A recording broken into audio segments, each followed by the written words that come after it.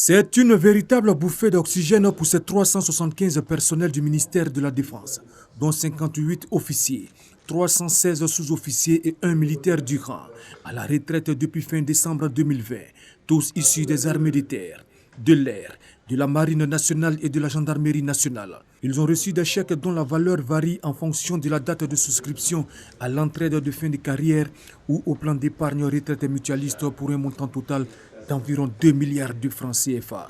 En recevant du fonds de prévoyance militaire leur aide au départ à la retraite, ils récoltent ainsi le produit des sacrifices consentis des années durant. Avant, la retraite était perçue comme un cauchemar parce que les militaires partaient les poches vides.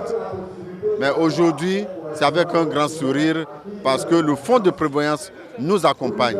Tout en saluant leur riche carrière au sein des armées et de la gendarmerie nationale, les bénéficiaires ont été invités à ne pas rompre avec le fonds de prévoyance militaire en s'acquittant régulièrement de leurs cotisations. C'est d'abord une fierté pour le fonds de prévoyance militaire de pouvoir faire face à cet engagement.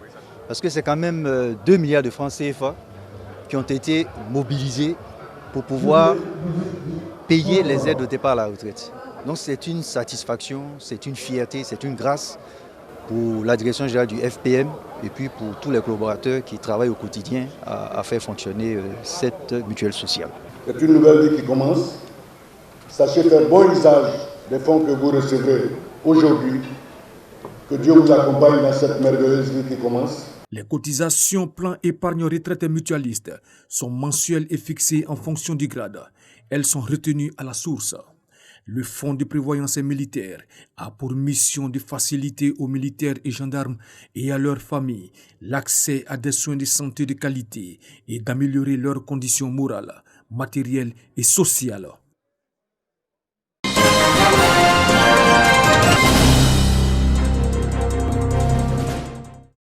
5 millions de francs CFA.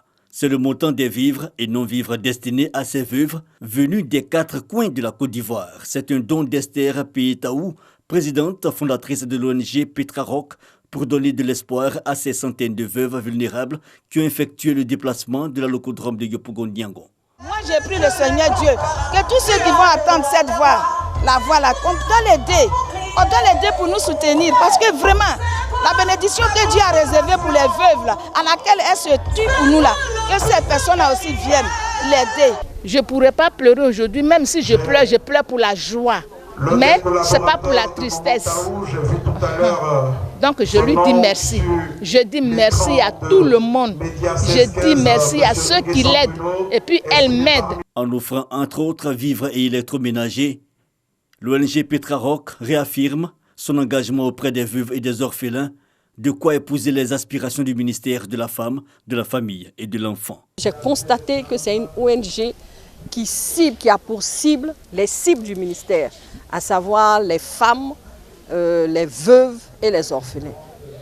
Donc c'est une ONG que nous encourageons et que nous voulons accompagner. Je dis merci beaucoup à Madame le ministre Liramata et je lance encore un appel aux personnes qui ont la main sur le cœur de venir soutenir l'ONG Petra Rock parce qu'aujourd'hui nous payons aussi la formation des orphelins. Notons qu'au cours de cette cérémonie de remise de dons aux veuves, 10 orphelins sur les 20 dont la formation qualifiante est assurée par l'ONG ont reçu officiellement leur diplôme de fin de formation.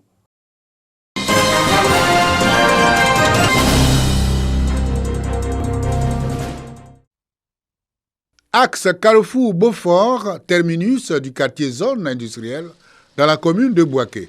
Cette voie, longue de plus de 2 km, porte désormais le nom de Kwame Kona Nzika, décédé il y a de cela 2 ans. Vœu du maire de Bouaké, Nicolas Dibo, et son conseil municipal. Devant la famille du défunt et un parterre des personnalités de la région, Nicolas Dibo invite les populations à s'approprier les valeurs de paix, de travail et de l'entrepreneuriat, comme l'a été Kwame Kona Nzika, qui était une icône de la vie politico-socio-économique dans la région de Bouaké. C'est justement pour graver dans le marbre toutes ces valeurs de notre regretté, de sorte qu'ils servent de modèle pour les générations actuelles et futures, et qu'il reste éternellement inscrit dans la mémoire collective de notre cité. Plusieurs témoignages ont également retracé la vie de l'illustre disparu. Il nous a inspiré à tous le courage, l'abnégation au travail. Pour les valeurs incarnées par l'homme, il mérite cet hommage. Une reconnaissance saluée par la famille du défunt. Que pouvons-nous dire encore face à ce geste fort, remarquable et de grande portée? Prières, chants et danses ont meublé la journée d'hommage.